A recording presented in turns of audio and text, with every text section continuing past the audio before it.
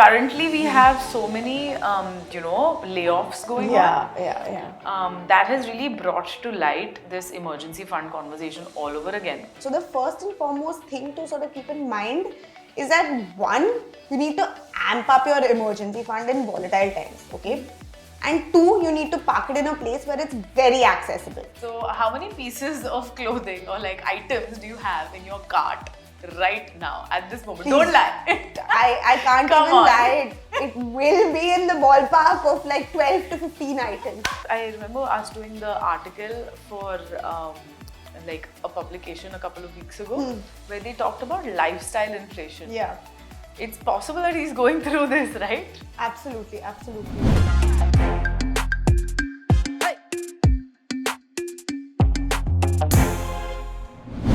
Hi everyone, I'm Sayali Hi, I'm Niyati. and welcome to the Finance Happy Hour with FinCocktail.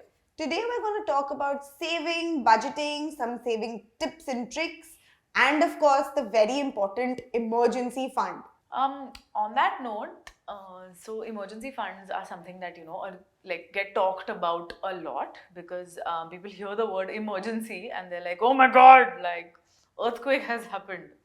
But I think they forget that what this emergency fund is supposed to do in your portfolio. I think in our last episode we talked about the journey of money and how it's all about, it's a whole process and it's a bigger picture conversation that you have to have with your family and your friends. Correct. And it's a process that your money has to go through eventually all your life. And every single thing that you do with your money, you invest, you insure yourself, all of that, everything has their own place, right? Absolutely. In this journey. And one of the most important things or important places is reserved for the emergency fund. Yeah. Now, a lot of people have misconceptions about it. So, why don't you help clear them out? So, Sure. First question. Is it supposed to be 3 to 6 months of your monthly income or is it supposed to be 3 to 6 months of your monthly expense? Okay, so honestly, there's no right or wrong answer to this question. It could be your monthly income, it could be your monthly expense as well. But typically, what I like to sort of recommend is 3 to 6 months of your monthly expenses. Because what happens is that, if there is a job loss or like if you are not doing as well as you anticipated to be doing in your business, then at least your expenses get taken care of. Correct. Because those are fixed, right? Not going anywhere. Those aren't going anywhere. For example, when I talk about expenses, we're talking about EMIs, we're talking about rent, we're talking about utility bills, we're talking about your basic grocery that you need to buy for your family every month. So those are recurring expenses that are fixed and you have a ballpark as to what that looks like. So the best way to at least start building your emergency fund would be to start with 3 to 6 months of your expenses. Correct. But if you're able to amp it up to 3 to 6 months of your income, then there's nothing like it. It's even better, Why not? Yeah. So, for all those who don't know, an emergency fund is just some money stashed aside in case of an emergency. And this typically goes around the figure of 3 to 6 months of your monthly income / expenses. Correct. So just like you said, it should begin with expenses and end up hopefully with the amount of your income. Yeah. Now currently we have so many layoffs going on. That has really brought to light this emergency fund conversation all over again. And I think it's that this is exactly the kind of emergency we talk about when we talk about creating this fund. And as big of fans that we are of mutual funds together, but you often say that short-term FDs are a good place for you to stash this amount. Absolutely. Why do you say that? And what are the other options as well? So honestly, like you said, an emergency fund really comes into play when, you're in volatile times like right now. We're hearing about so many layoffs at Twitter, at Amazon. It's kind of scary. Yeah. Just, hearing about it. So the first and foremost thing to sort of keep in mind is that one, you need to amp up your emergency fund in volatile times, okay? And two, you need to park it in a place where it's very accessible. Okay, now when I talk about amping up your emergency fund, try and cut back on expenses that are discretionary and add that amount to your emergency fund.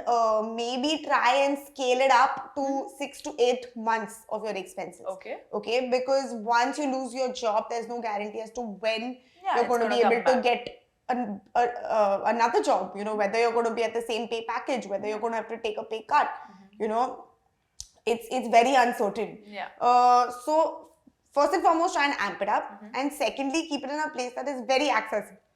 When I talk about accessibility, what I mean is that it should be very liquid in nature. Okay, there are a few options for this. Like you said, short-term FDs are a great option. Okay. So many people go around saying that, FDs are for people who are aged. Correct. They just care about the safety of their money. But no, in times like these and in situations like this where you need the funds to be very accessible, a short-term FD can prove to be a great option to park your money. Correct. And safe, like the oldie say. And safe. The other place that you can consider parking your emergency fund are, of course, mutual funds. There are liquid and overnight funds which you can consider because those two tend to be very accessible. It really depends on, on your perception of safety. Correct. Both are a good option, liquid or overnight funds and short-term FDs. Both prove to be, prudent in terms of your emergency fund. Correct. So you can pick between these options. Got it. So why we dove right into this conversation is primarily because today's topic is saving. Yeah. Right? And like I always like to say, saving is important. Saving correctly is more important.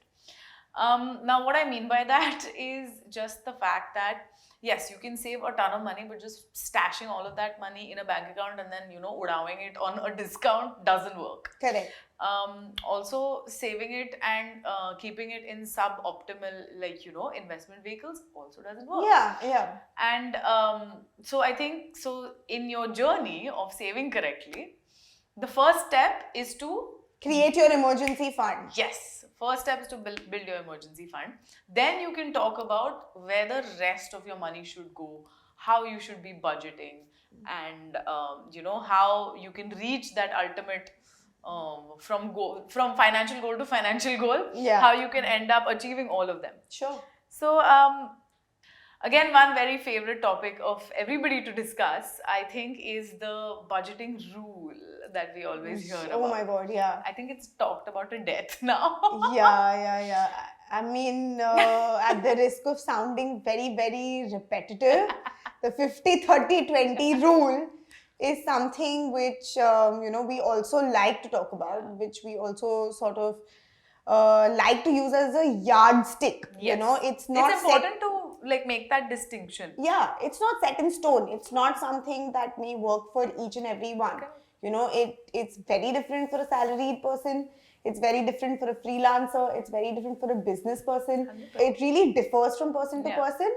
But a yardstick is important to sort of have so that you at least know that you're moving in the right direction. Correct. So, and the 50-30-20 rule does just that, where, literally it tells you that 50% of your income should go towards your expenses that are fixed. Correct.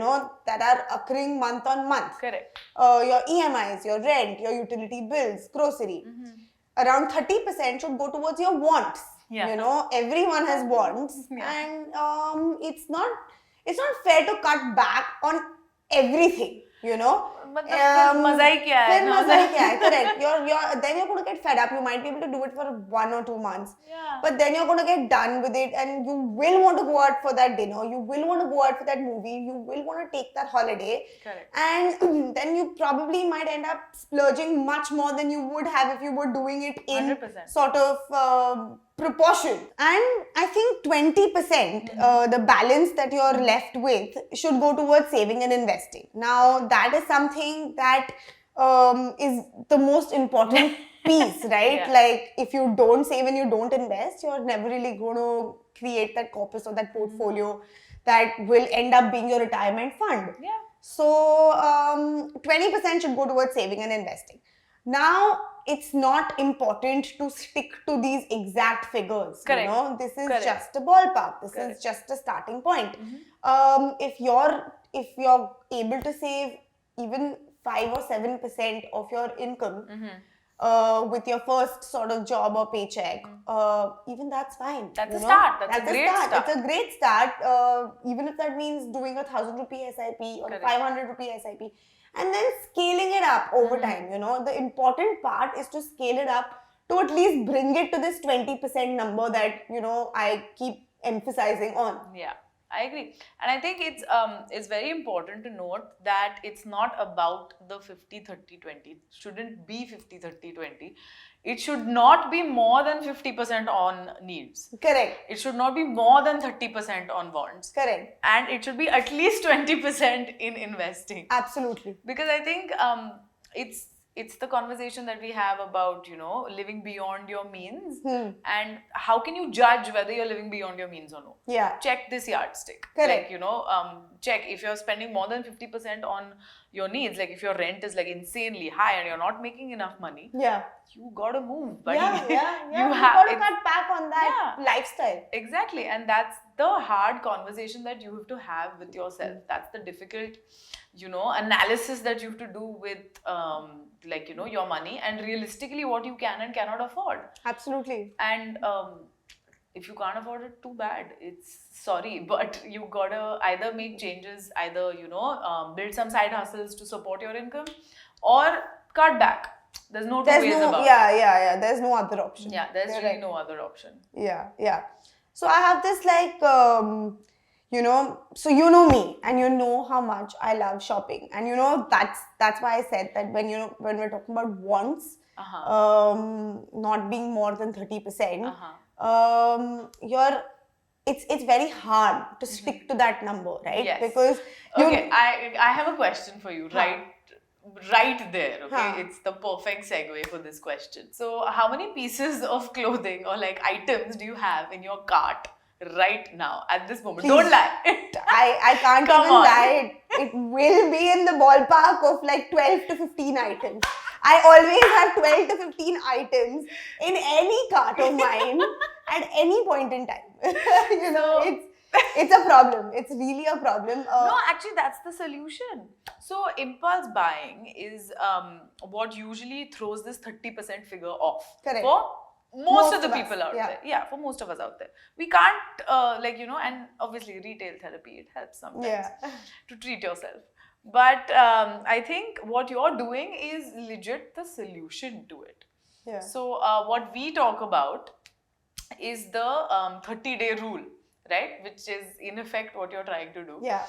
Very difficult. Practice what you preach. Yes, practice what you preach. So essentially, what it states is that if you're scrolling on Instagram, you come up with like, you know, you see something that you really want. You want to buy it immediately. Click on it. Go to the cart.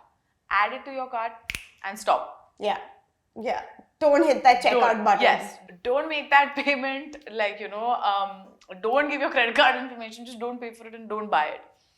Put it in your cart and wait for 30 days. Yeah. Why? Because 90% of the time you'll forget about it in 30 days. You don't really need it. Absolutely. So, I think that's the first and my favorite way to, you know, curb my impulse buying. Yeah. And yes, I know 30 days sounds a lot. It, you know, it may be difficult for you to wait an entire month without, you know, getting it. You may really crave it again. So start with a week. Start with 24 hours for all, like, you know, for all you get. Yeah. Start with 24 hours, move on to 48, move on to 7 days. I'm up to 7 days. I'm being very honest.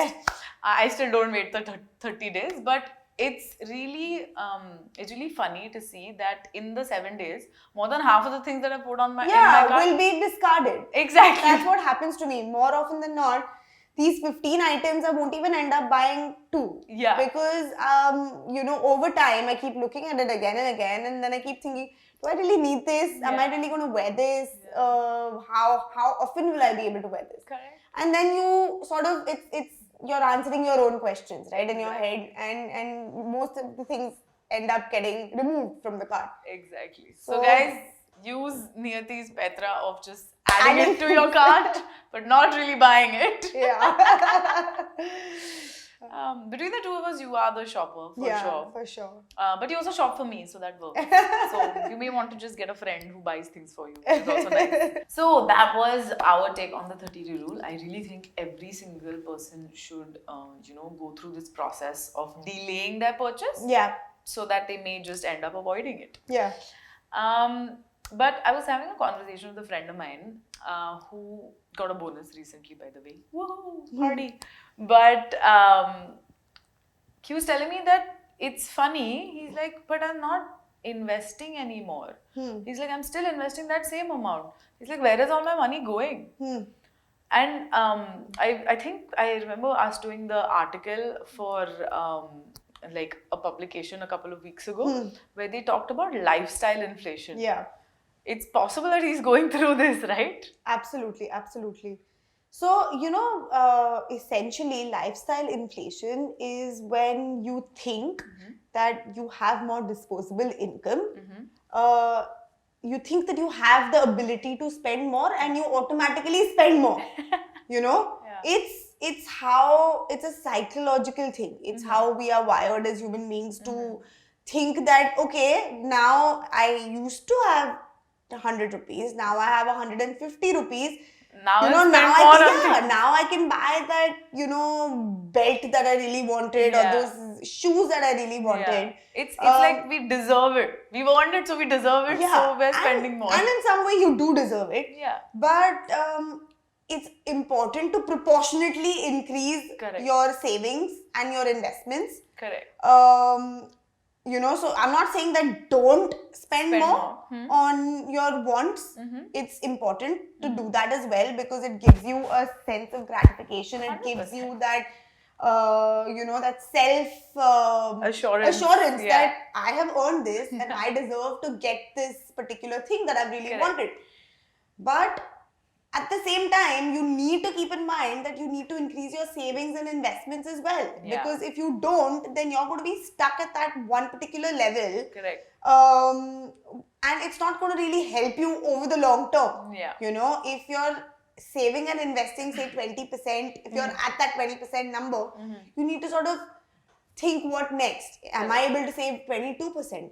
Am I able to save 25%? Yeah. And if you're able to do that, you need to be able to do that.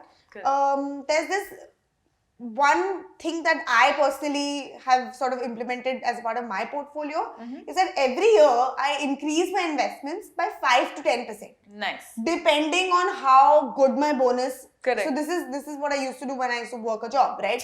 So not anymore. We're not guaranteed anymore. Now we have no guaranteed bonuses, but now it's all Bhagwan Bharose. Bhagwan Bharose, yeah.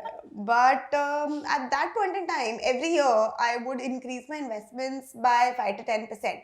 And the best way to do this was, one was to systematically increase them with, my SIPs. Correct. And the other was that as soon as I got my bonus, a large part of it would just be invested. Just automatically. It's just invested. I would decide from before that, I obviously your bonus number a little in advance before it hits your account. That it's going to come. It's going to come. You know what the number is going to look like. So you can plan a little bit in advance and think of where you want to invest it. And since I'm such a big propagator of mutual funds, I used to have a list.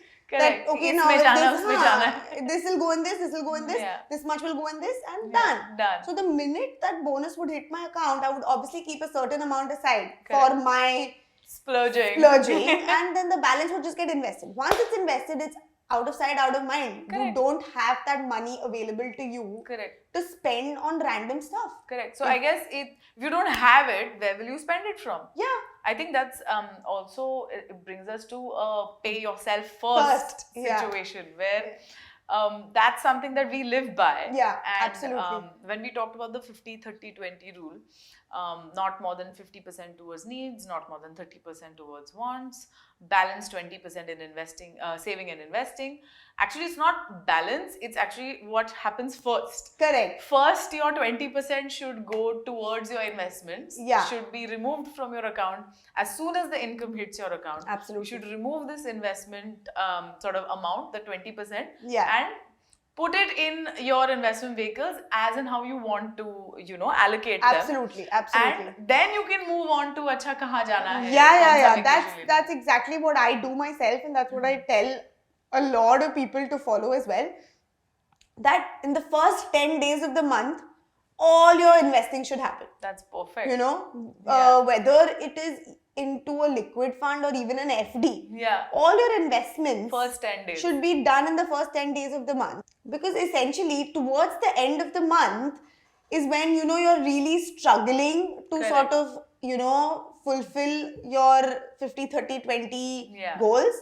And at that point in time, if you've not already made your investments, you're tempted. Yeah. You're tempted that this 30 can go to 35. It's okay. It's this fine. month, instead of 20%, I'll say 15%. Yeah, ठीक है, हो जाएगा ना. Next month मैं 25 Balance. कर लूँगा. That 25 never happens. 25 तो कभी होता ही नहीं है. I mean, nobody has ever done that kind of balance and achieved the right this thing. 100%. But yeah. So I completely agree. Even this conversation, whenever it happens towards the end of the month, it's like nahi, agle mahine se. It's that, I'll work out from Monday. Yeah. Monday never comes, guys. Yeah. I'll start my diet from Monday. Never. Never happens. So I think this is a great sort of summation of what your saving journey should look like. Absolutely. It's a mini journey in your full money wala journey. Absolutely. Start with your emergency fund. Yes. That's very, very important. Use the 50-30-20 rule for your budgeting. As a benchmark. As a benchmark for your budgeting. Don't give in to impulse purchases. Buying. Use the 30-day rule here. Yes. And finally, pay yourself first, yaar. I mean, this is actually what I should have said initially, but paying yourself first is the most important. You are the most important. Who are you earning this money for? Yourself, right? Yeah. So pay your future self first. Absolutely. That's key. So I think with that, we're wrapped up on saving. And don't forget to tune in to our next episode. It's gonna be all about credit cards. It's gonna be fun. So please tune in.